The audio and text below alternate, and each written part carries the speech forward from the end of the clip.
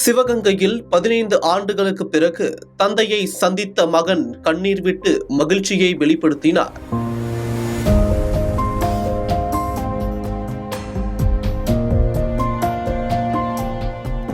சிவகங்கை மாவட்டம் தேவக்கோட்டை பகுதியில் கீரை வியாபாரம் செய்து வந்தவர் ராஜேந்திரன்.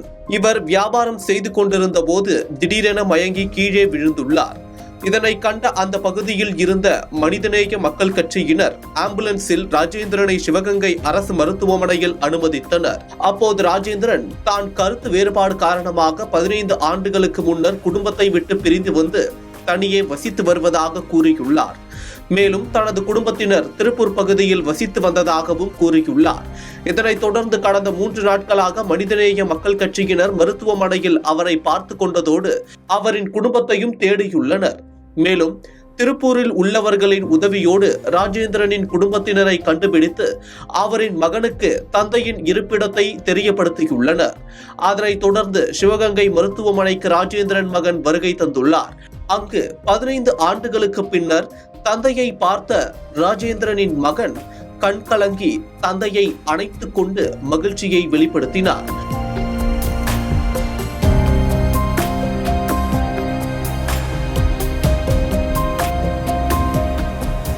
மேலும் தந்தையை கண்டுபிடிக்க உதவிய மனிதநேய மக்கள் கட்சியினருக்கும் கைகூப்பி நன்றி தெரிவித்தார்.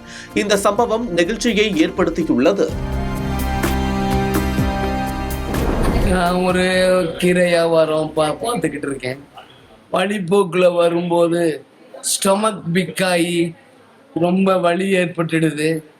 என்னைய பார்த்துக்கிறதுக்கு ஒருத்தர் இல்லாமல் இருந்தாங்க.